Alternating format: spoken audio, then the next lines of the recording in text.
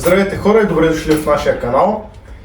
По принцип няма нужда вече от представяне, имаме пилотен епизод, ако ви е интересно, мога го изгледате и него.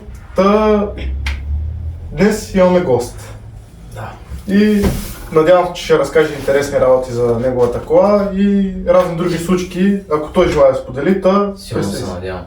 Аз се казвам Михаил. По принцип съм от тук, но живея от село Катунец. Тази гола тройка съм си я закупил от Вършец, близо до Монтана. Там са просто пълни изроди. Колата е Golf тройка 1.9 TDI с странични доработки. С кой мотори? 1.9, 90 коня. 90 коня. Аз съм чувал, че са доста здрави мотори. Да, аз по принцип като съм малко по-така, нали... Малко обичаш да настъпваш. Да, много обичам да настъпвам и познато ни е. доста съм доволен от този мотор. Имал съм малко проблеми, ама малко по-нататък ще разкажа в клипа за тях. Така, нека да навлезем вече в разговора. Добре, нека не започваме първо с проблемите. Разкажи ни горе-долу твои случки. Мои случки... И хубави, и лоши, каквито желаеш да споделиш, споделим ги. По-нататък ще са проблемите по колата.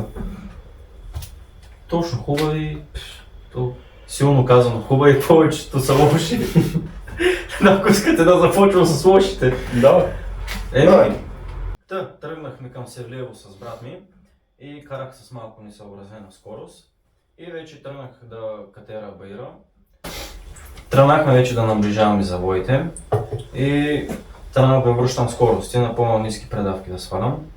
И подадох вече леко газта и само по едно време се чу силно, все едно, че гърмиш с нещо.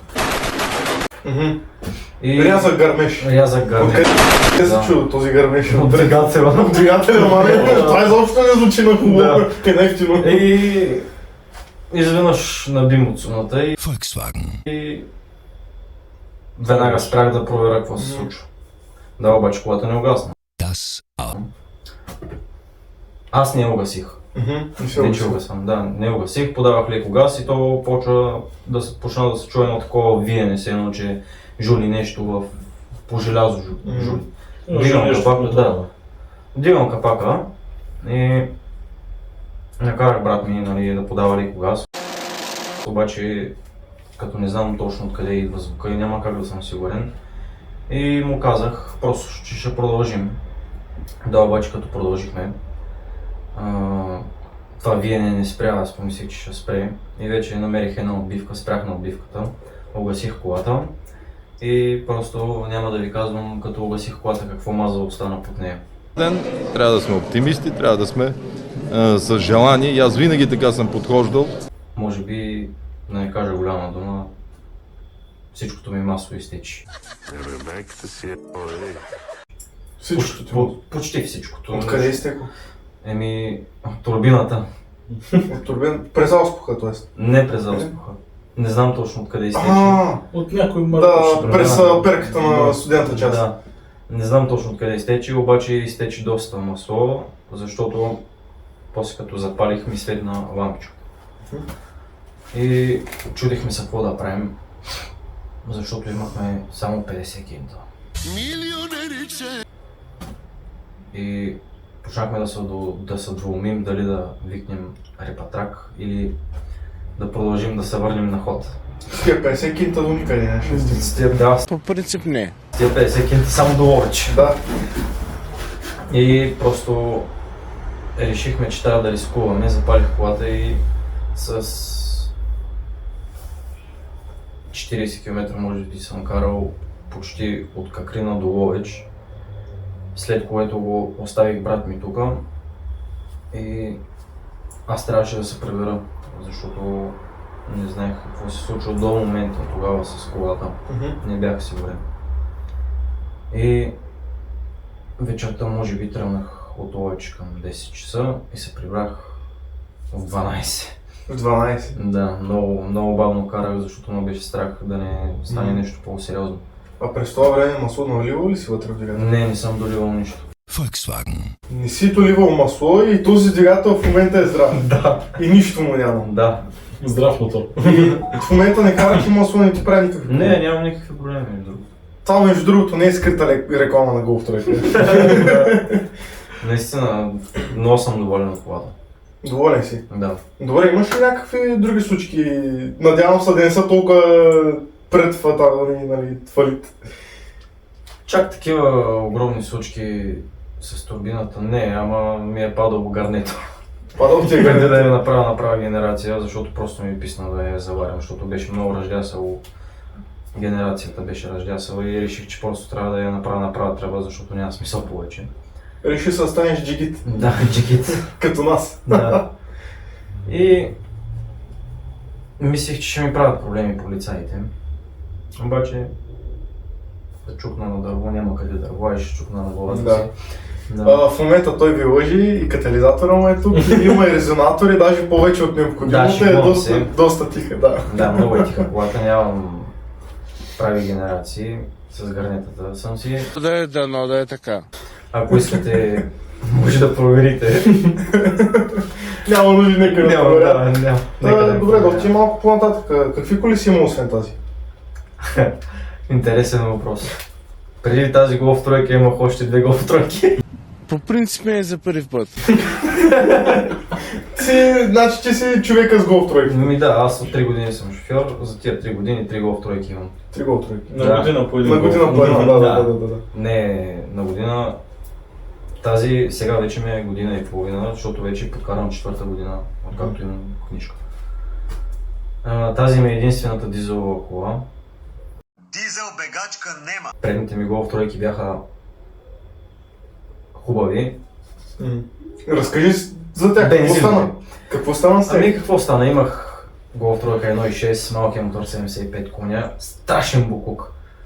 Имах и 1.8, 90 коня, това е може би един от бензиновите двигатели, които са идиот устойчиви. Идиот устойчив. Да. Добре, разкажи за него Много какво бой. стана. Много бои имаше там. Може би задните амортисьори 4 или 5 пъти съм ги сменял и накрая реших, че трябва да взема директно амортисьори с други пружини от друга Golf тройка и от тази страна може би като трамплин. Като трамплин. Да. Почна да си подскачам навсякъде. Бях като супер минеш през задница. някоя дупка Да, и става направо се вътре. отлепиш от земята. И точно когато ги смених тези амортисьори, си закупих друг автомобил, пак Golf тройка, Не съм пил. само че 1.6, който мислех, че ще е много по-добър от 1.8. Власт се дава с кръв и се взема с кръв. Да, защото е по-малка кубатура и си Да, ама мислил, съм че... бил в огромна грешка. Да, си мислил, че даже ще ти горе и по-малко сигурно. Да. И отиваме да купуваме следващата ми Golf тройка. И вече се купувам я и се прибираме към село.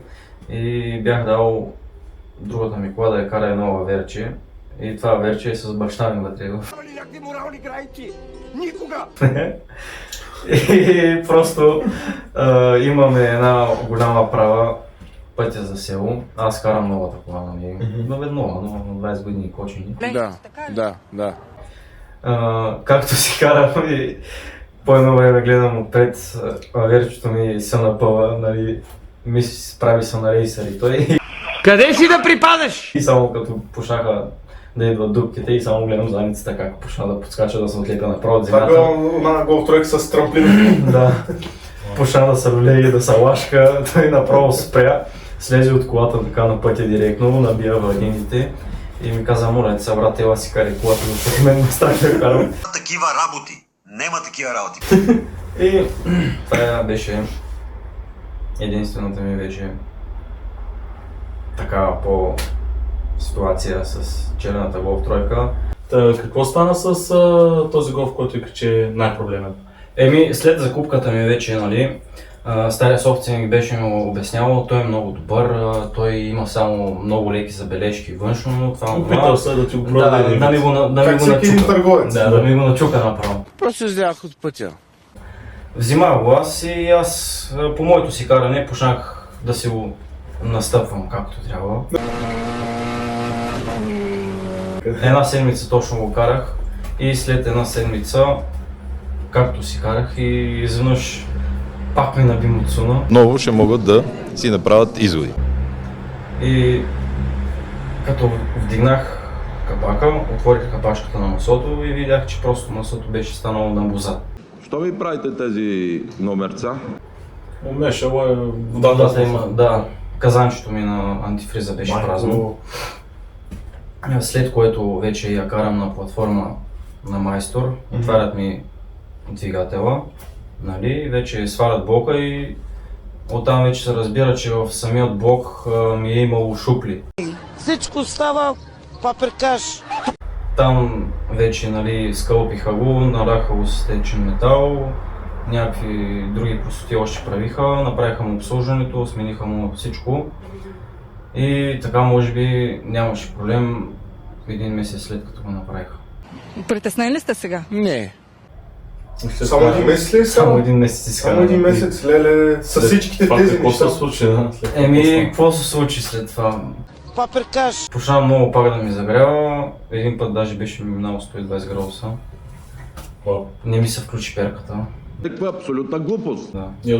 Добре, Добре, че си бях на село. И след което вече се принудих да си направя мързеливо ключе, защото много пари бях нарал по този грешен гол. Да, си включваш перката да работи. Да, мързеливо ключенце. С бутонче. Да, с бутонче. После пак почна да ми губи страшно много водата. Обаче този път масото не беше ми станало на боза.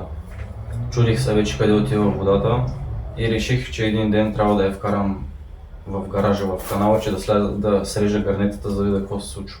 И оттам вече разбрах, че гарнетата са пълни с вода. Репетирате дали ще ви оправя още днеска или какво? Гранетата ти... Да.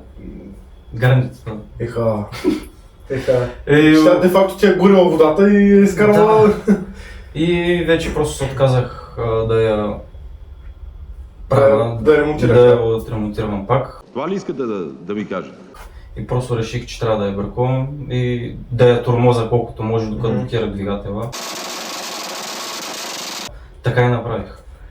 Блокирах я.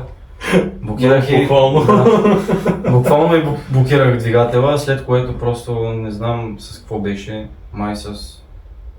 Да, откакто пак ми беше водата и маслото, на следващия ден си купих баничарка. Баничарка? Каква баничарка? Peugeot Partner. Да. Добре, после ще ни прати снимки. Ще ви пратя снимки. Разкажи малко за Peugeot тогава. За Peugeot какво ви разкажа? То сега в момента не е пред нас. Някакви случки, нещо с него? Такива случки не. Не съм имал такива проблеми.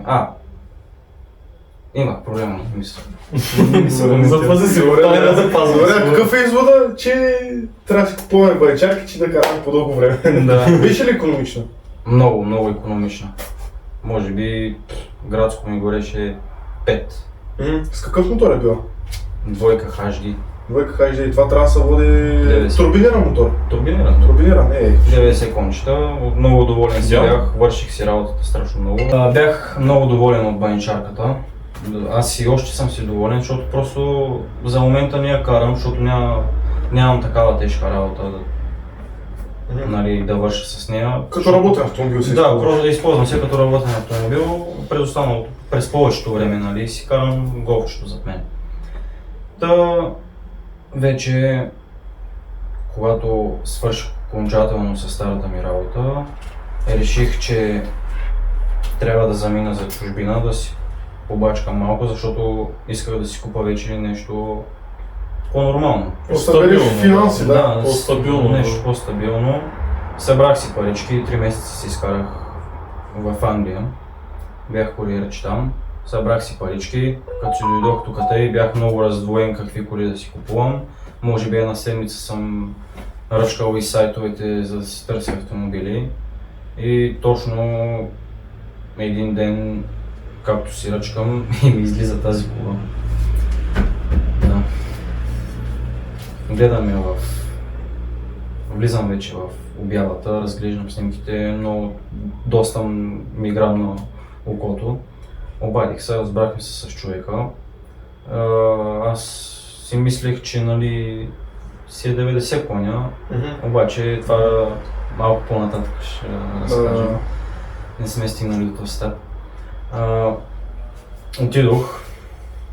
На пръв поглед страшно много ми игра на окото.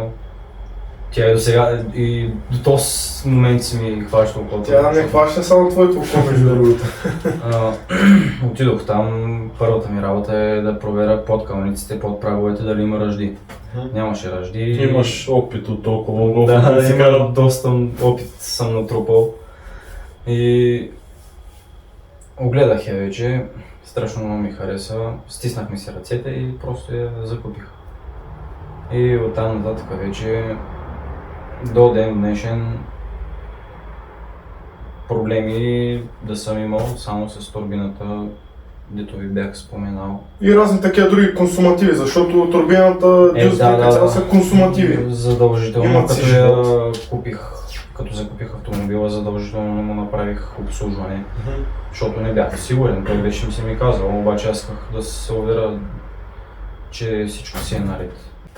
До сега, какво си направил по голфа, че по-назад в клипа каза, че има доработки? Като цяло не съм правил нищо, така я закупих, обаче знам какво е сменяно и какво съм сменял аз. Двигателя, както знаете, 1.990 коня е била. Сменени са следните неща.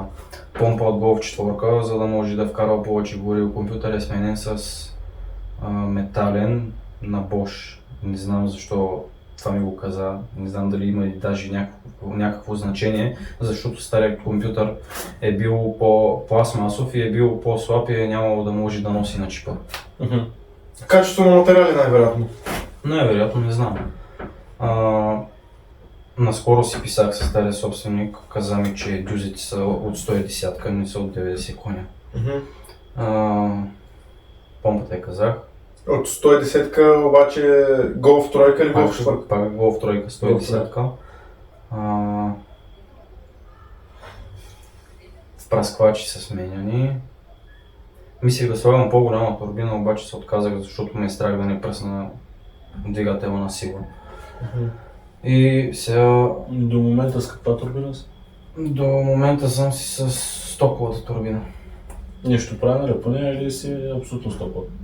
Стокова си, просто е с чипа, с дюзите и с помпата и това си му е напълно достатъчно, за да върви доста налично. Както на теб ти харесва. Да, както на мен ми харесва. Не знам дали има смисъл да споменавам какви коне е в момента. Грубо. Може да споменеш. Грубо била е 90 и сега е някъде около 160-170 коня. Не знам точно колко коне е, обаче си върви доста прилично. Ето там най-вероятно свършва лимита на седмител, така че ако решиш да правиш нещо, да си го имаш напред. Да, то между другото е тръгнало да ми заминава седмител. Трябва да го сменим и в скоро време и него. Имаш късмет, че тук поне част са по-евтини. Да, доста по-евтини са. Иначе, какво друго? Фаровете са от Golf 4. Бях с ксенон, обаче един ми ксенон не изгоря. Не ми се занимаваше да го сменям, защото е голяма играчка и просто върнах старите кружки. Имаш ли някаква разлика между светлини? Огромна разлика имаше. Аз когато карах с ксеноните, се едно, че карах на дълги, а бях всъщност на къси и доста си ми харесваха и даже мисля да си закупувам сега пак ксенони, за да си ги върнат на мястото. Ще върнеш старото щастие. Да, защото страшно много си ми харесваха. И какво друго е сменяно? Нещо по окачването правил ли си? Окачването е спортно сега в момента. Обаче искам да си взема регулируемо, защото това окачване не е регулируемо, защото по моите пътя за село е доста отвратителен пътя. И трябва една идея малко по-висока да бъде, защото като е така толкова ниска и опира навсякъде. Опира навсякъде. Навсякъде, страшно навсякъде. Вози малко като каруца, иначе лозавоите е доста стабилно. Ами със спортно качване си... Нормално. Не знам какво очакваш, да. Добре. Да вметна, че моделът се води Rabbit. От 1 до 4 са къси скоростите, само 5 е нормална. Да се набира повече. Да се набира повече, да. Друго какво? Ами тя като цяло, значи, колата предразполага да се понастъпваш. Да, доста си ме предразполага, но вече съм и свикнал и ми се струва малко бавничко. Да, искаш повече, нали? Да, искам да надграждам. Те конете бързо умаляват, Да. в принцип. И евентуално ще си закупя друг автомобил и този ще го оставя като проект или просто ще си правя тази. Не съм го решил още на 100%. Имаш го като план. Имам го като план, обаче само до там стигам. Финансите ми до там стигат. Ако ви харесва, лайквайте, ударете палче нагоре, ако не харесвате клипчето, палче надолу и просто подминете. Добре, това ще Абонирайте се за канала.